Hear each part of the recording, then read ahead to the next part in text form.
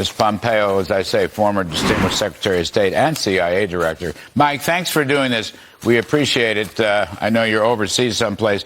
Let me just read from your great article in the New York Post today, and we have a tear sheet on the full screen.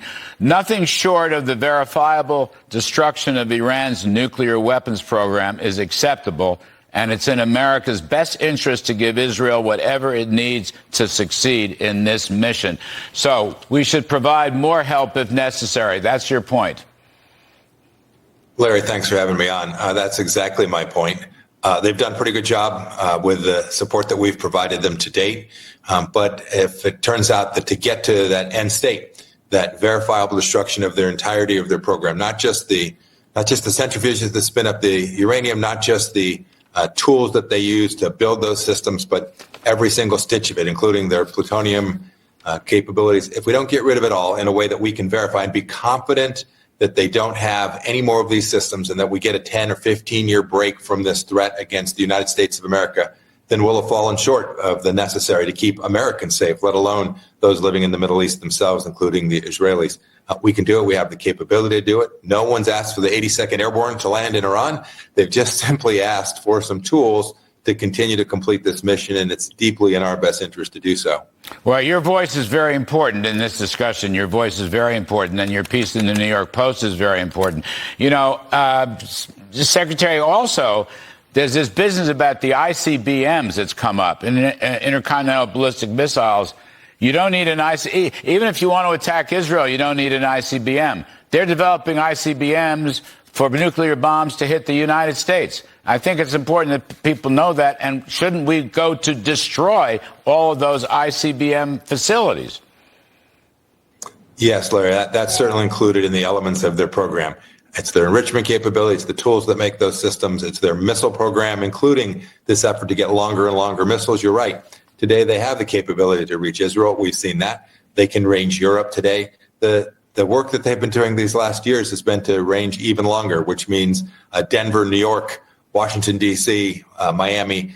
There's no way we should let a regime that has as a policy the destruction of the United States of America to get anywhere near having such a capability, especially today, especially when we have this opportunity, when it's very clear we can achieve this objective with relatively little risk, not none. There's always risk. Things can go sideways. It's war. But Larry, I've watched some of the critics saying we shouldn't get involved. And my experience as a practitioner, we served in the administration together. My experience as a practitioner working against Iran as they respect power and those who are willing to actually demonstrate that power, that's how you get to the right resolution. It is the weakness. It is the talk of the fact that we fear escalation that creates the real risk to the United States of America, not going after this in a way that is serious and thoughtful and strategic. Right. There can't be any more appeasement. Xi Jinping is watching. Putin is watching. North Korea is watching. The other thing, Mike, people talk about, well, it's a forever war or it's nation building. And I think that's just way off base. That's not what you're suggesting, is it? Oh, goodness, not at all. As a former soldier, and there's very few of us that other than those who serve that want war any less than any other American. We know it's a true price. No, we're not looking at forever war. We're looking at a strategic campaign to eliminate a nuclear program from a hostile nation that wants to destroy our country. That's pretty straightforward. And your point earlier, it's not just this conflict that we can deter. President Trump was masterful at making sure that we had no new wars in his first administration. He didn't do so through weakness. He didn't do so through appeasement. He didn't buy other countries off. He demonstrated America's willingness to do the necessary to keep Americans safe. And so if we are able to support Israel and we do so effectively, I promise you're right.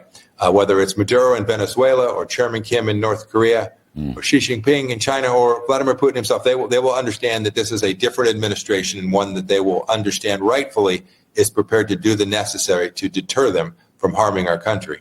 If these pinpoint actions are taken, as you suggest, of course we have the capability, does the regime fall apart? Does the Iranian street come back? Does the diaspora, the Persian diaspora around the world come back and rebuild Iran? Boy, if we're successful, I hope the Iranian people will do the necessary. Not, frankly, the necessary for us, but the necessary for themselves.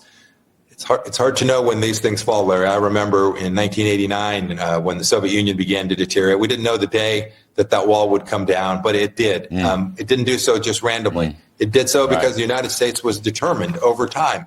And so we don't know what day the Iranian regime will collapse. We don't know exactly what the aftermath will look like, but I'm confident that the people of Iran have the capability to self-govern with a lot more freedom and a lot more determination and a lot more prosperity for themselves. And the Israelis have given them a real window of opportunity, and I hope that the Iranian people a year or 2 years from now or a week from now are successful in getting that freedom back for themselves. Yes, that's a terrific point. Terrific point. Who knows? History might move. The dominoes might fall in the right direction. Amen. Terrific stuff. Former Secretary of State Mike Pompeo, thank you, sir. We really appreciate your voice on all of this. Thank you, Larry. You Have bet. a good night.